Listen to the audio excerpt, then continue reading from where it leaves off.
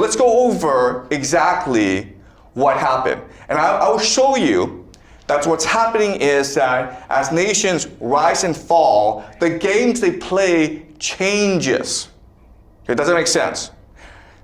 The game changes, and therefore their motivations, their incentives, their strategies change over time. All right? Okay, so are we clear about the history here? All right, okay. All right. So in the beginning, okay, game theory, game. Okay, rise. Okay. In the beginning, you as a people need to come together and build a land in which you can all prosper, or at least have food to eat, okay? Therefore, the game is cooperation. And the mechanism of cooperation is actually religion. So in this first game, okay, what you're trying to do is you're trying to create a dynamic religion that motivates people to be energetic, to give them reason to work really hard. Okay? And the people who are best able to articulate this religion become the elite. Okay? And this includes poets and priests. All right? Poets and priests. And at this point in history, it's basically a startup. Okay? Everyone's enthusiastic, everyone's working hard, everyone feels as though they're making a positive contribution to the world. But over time, what happens is that the elite, okay, become hereditary. The game becomes, how do I, the elite, pass on my privileges to my children? Okay? And the way they do that is by changing the religion. Okay? The religion now becomes almost like a bureaucracy. So in the first game, the religion is about energy. It's about creativity. It's about working together. Okay? But in the second iteration, the religion becomes like a bureaucracy, which is like you must follow the rules of the game. Okay? The rules of the game are set. There's a hierarchy, and you must obey this hierarchy. Okay? Now then what happens is a process called elite overproduction. Okay? The idea of elite overproduction is that, yes, these privileges are being passed on to the children, but now over time, there are too many children. And so what happens is that society breaks up into different factions. Okay? And usually what happens is that these factions are divided according to the princes. Okay? So if there are 4 princes, okay, who are about to inherit the throne, there are 4 different factions that support them. That does not mean the prince is the leader of the faction. It just means that the prince is the symbol of the faction, okay? All right? And at this time in history, the way that they reduce the conflict is the losing factions, what they do is they move away, okay? They're exile, okay? And then they have to set up a new colony. And this is a process that continues where the losers of the game are forced into exile until there's no more place to colonize, okay? And now you have the Warring States period, okay? The Warring States period.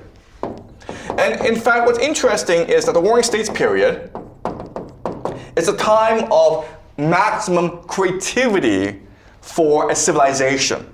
Why? Because the idea of open, cooperative competition.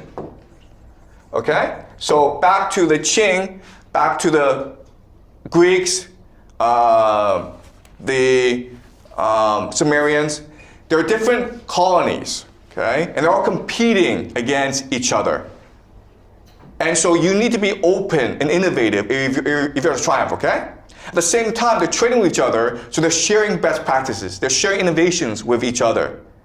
Okay, so this leads to the idea of open competition, which again marks the height of the civilization.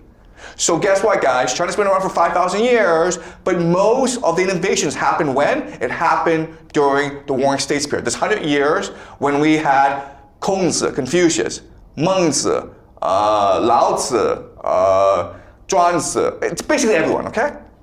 All right? And if you just look at other civilizations, it's the same for other civilizations as well, where if you look at the Greeks during the classical period, they basically created everything. That becomes the foundation for Western civilization, okay? Does that make sense? All right. Now, what's interesting is what happens next. Eventually, what happens is these city-states figure out that, you know what? Yes, the game is we compete against each other, but we can also choose to work together, okay? How do you work together? By intermarriage, okay? Intermarriage. And the idea of intermarriage creates the idea of equilibrium. And at this point in history, warfare becomes organized warfare. Okay?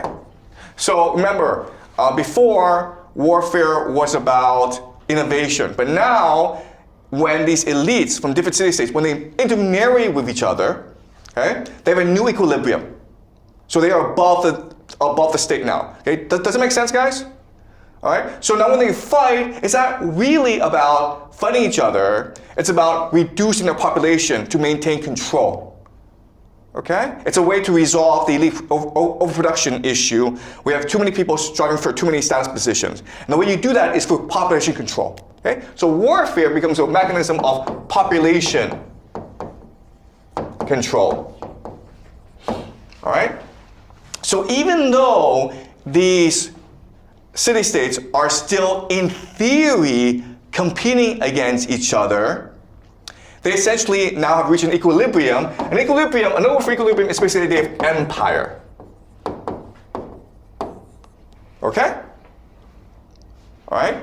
So now the game changes. Before, during the War of States period, it was a game to see which state would be the best, the most innovative. And that's why you invite people who could contribute the most to your city-state. Okay? That's why you were meritocracy. You only promoted the best and the brightest. But once you reach an equilibrium, you don't have to do that. Okay? All you have to do is just maintain the status quo. And so what happens is you create this rigid hierarchy, and what matters is who reaches the top of this hierarchy. And as a result, you create court politics, right? Court politics. Or factional struggle, factions. Okay? Does it make sense, guys? All right. So if you look at any court politics, the faction that triumphs is the one that's able to solve three problems. Okay? Three problems. These three problems are secrecy, trust, and coordination. Remember, in theory, everyone has to obey the bureaucracy, right? But if you just play by the rules of the game, you're going to lose. So what you want to do is you want to cheat in the game. But if you want to cheat in the game, you have to do so secretly, okay? You have to do secretly. But if you do so secretly, that creates a problem of like, how do you trust each other? If you're doing it all in secret, the problem is like, how do you coordinate? How do you move together, right? Because you can't have meetings where you take notes, because if you're discovered, you'll all be executed by the other factions, okay? So historically, the way we resolve this issue is through the idea of secret societies.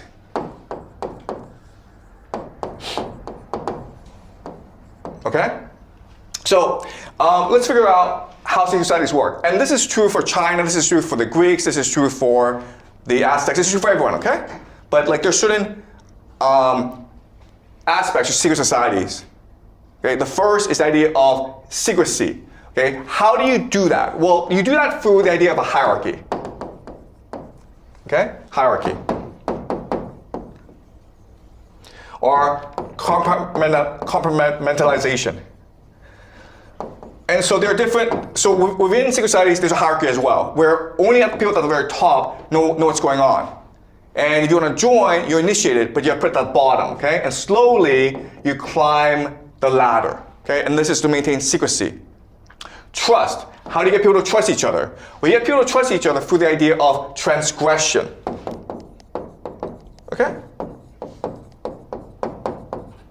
So, if we cheat on a test together, we are much more likely to trust each other. Does that make sense? Because if you're caught, you all get punished, okay? So by bringing the law together, we can trust each other, okay? And the most basic type of transgression is the idea of ritual sacrifice. Okay, and the idea of ritual sacrifice is you basically decide to go kill someone together, okay? You capture that person, then through some ritual, you then kill that person, okay? Does that make sense? And then to solve the problem of coordination, you have the idea of eschatology. Eschatology is just mythology, all right? Like, why are you guys doing what you're doing? Okay, and the answer often is because we're trying to serve a higher God that wants to conquer the world, and we are his servants in this quest to conquer the world and end the world to make it a paradise. Okay, so different secret societies have different eschatologies, but the system is the same. Okay, does it make sense? Okay, and what happens is, and this is like really important, guys, every faction has to form their own secret society. And now the game of empire becomes one of a struggle between different secret societies. Does that make sense? Meaning what? Meaning you don't care what happens to the empire. You don't care about the enemies of the empire. All you care about that your team emerges on top of the game. Okay? And so what does that mean? It means that you become insular. All right? Okay? You become insular. You also become corrupt. Okay? Because you need resources to play this game, so what you do is you steal from the people. Okay? It's all about trying to steal as much as you can in order to feed your faction. You become insular, you become corrupt. Okay? And then divided. Okay? Do you understand? This is what happens because of different factions within the empire or the equilibrium. They become insular, they become corrupt, and they become divided, okay? Which is why they ultimately lose to these struggle factions, because the opposite of insular, of course, is open. The opposite of corrupt is energetic. And the opposite of divided is, of course, cohesive. Cohesion, okay? Okay? Now we understand why, ultimately, the borderlands, the tribes in borderlands, are able to conquer the empire or the equilibrium. Okay? Does that make sense, guys? All right?